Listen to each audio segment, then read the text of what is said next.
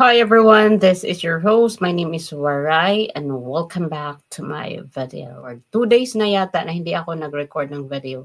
Busy kasi ako guys. Every Tuesday, meron akong English tutorial. Kaya yung Monday night, kailangan oras ko yan sa pag-aaral para sa ituturo ko sa Tuesday. Then Wednesday ngayon guys, may tutor ako bukas. Kaya kanina nag-aral ako ng mga ituturo ko bukas. In a way, napakahirap pala mag-tutor na matagal ka nang hindi nagbubukalat ng libro. So lahat nakalimutan mo na kahit noon mani-mani lang sa akin yan. Ngayon hindi na dahil kailangan ko aralin ng maigi. Ang pangalawang kinabibisihan ko itong mga appointment ko sa dentist. Kasi napakahirap guys. Tulad ngayon, I felt very bad. Kasi may pain akong nararamdaman dito at saka dito. Galing ako kanina sa dentist ulit. Ang dami kong mga sira na ipin. Grabe talaga. Mahirap pala talaga kapag ang ipin ang masira. Ang daming apektado. Lahat ng buong katawan masakit. Anyway guys, maraming salamat sa mga panonood ninyo. Lalo na ang mga taga-Iglesia ni Cristo. Na patuloy silang nag-i-scroll sa ating YouTube channel. At nakikinood ng ating mga simpleng opinion, mga simpleng mga observation. Ngayon guys, bago ko i-flash itong kay PBBM, mga bagong pahayag, kasi meron na naman siya ngayon.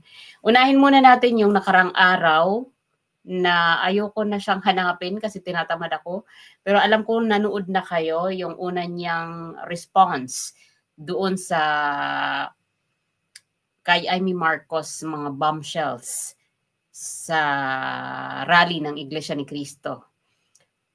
Napansin ko lang guys na si PBBM hindi niya masambit-sambit ang relihiyong Iglesia ni Cristo sa kanyang pag-respond doon sa reporter na nagtanong tungkol sa kanyang reaction sa bombshell ng kanyang kapatid.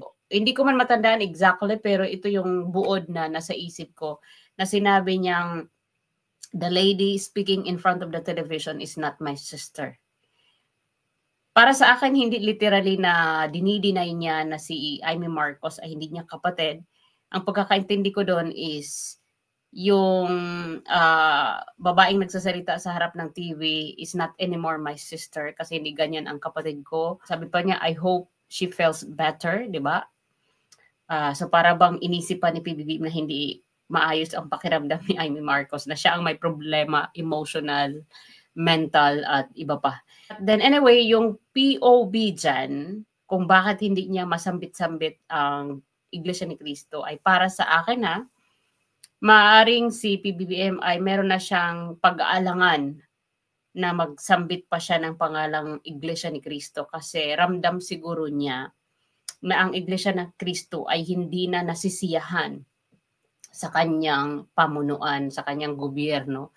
Dahil una, sumuporta ang mga Iglesia ni Cristo sa January 13 rally para doon sa kanyang mga pahayag na hindi siya sumusuporta sa impeachment na i-file laban sa Vice President. Pero noong mga lumabas na yung mga listahan, nangunguna ang pangalan ng kanyang anak, at sinarado ang listahan ng kanyang pinsan at wala siyang mga actions na ginawa, 'di ba? So binigo niya ang pagsuporta ng Iglesia ni Cristo na lumabas sa kalsada para ayunan yung kanyang mga sinabi na ayaw niya na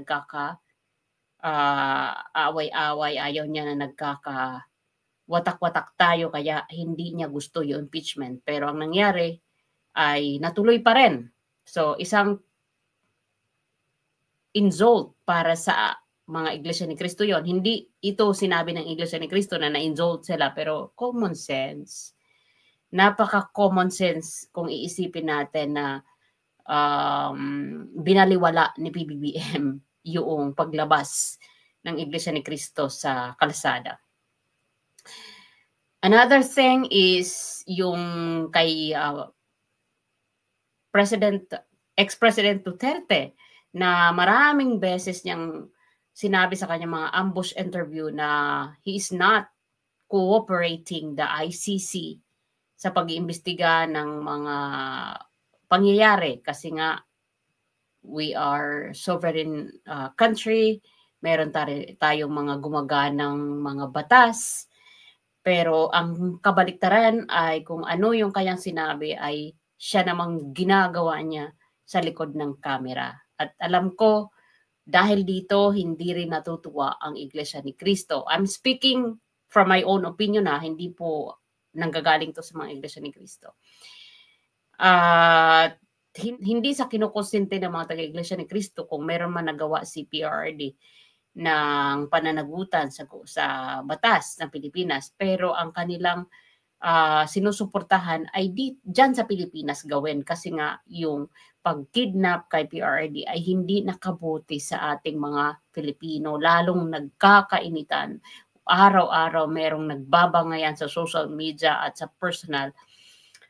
At nakakalungkot dahil kamakailan lang umabot pa sa meron na namang nakitil na buhay dahil dito sa mga kampi doon, kampi dito, kampi doon, kampi dito. Naalala nyo yung nakarang araw kahapon, yung isang kapitan na kinitil ang buhay dahil doon sa mga mga political words niya na kanyang sinasabi sa kanyang live. At balik ako dito sa topic na hindi niya masambit.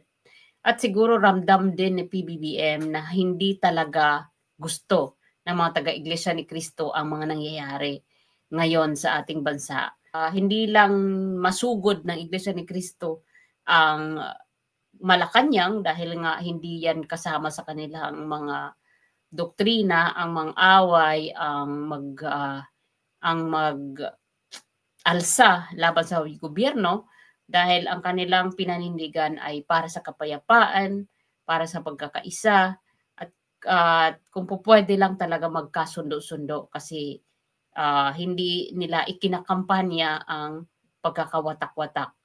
At marami pa rin ang bumibilib sa kanilang ginawa. Araw-araw mababasa mo, mapapanood mo sa mga short clips na marami talaga ang humahanga at humanga sa mga ginagawa ng mga taga-Iglesia ni Cristo. Bago lang ito kahapon o kanina, napanood ko itong video ng isang gobernador sa Sultan. So palabas natin dito. I think meron ako dito. Gusto niya rin ang Iglesia ni Cristo rally. Ang sabi ko sa kanila, para tayong mga anak. Para tayong mga anak na magkakapatid at nalulungkot dahil ang ating nanay at tatay ay nag-aaway-away.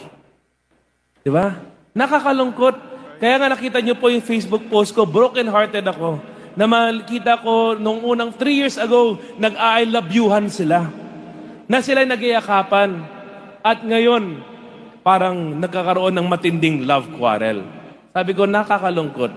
Dahil at the end of the day, kung ang parents po ang nag-aaway-away, ang kawawa, ang mga anak. Tayong mga Pilipino. That's why it is our policy that we call for unity. That we call for possible reconciliation or whatnot. Or to follow what the Constitution has provided for. Katulad na po, nakita natin the peace rally conducted by Iglesia ni Cristo. Yung mga rallies na mga nandyan, calling for responsibility and accountability. We are with all of them. That we want those responsible to be held accountable. Sabi nga dyan sa comment section ay wala daw makakatumbas sa mga ginagawa ng Iglesia ni Cristo na sila lagi ang nangunguna sa peace, peace. Peace rally ito, hindi ito rally-rally lang, kundi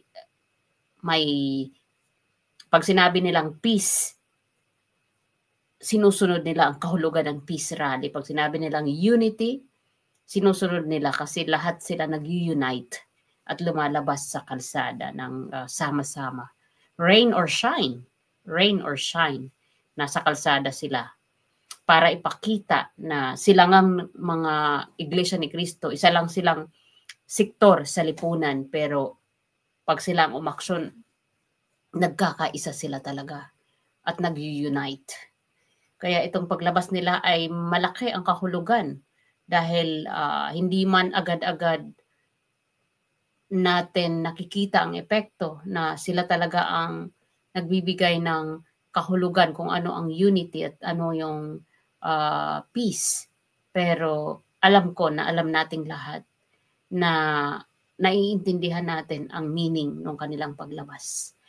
So ito lamang po, maraming salamat sa inyong lahat, lalo na sa mga kapatid natin sa Iglesia ni Cristo na sila pa rin ang modelo pagdating sa panawagan ng pagkakaisa.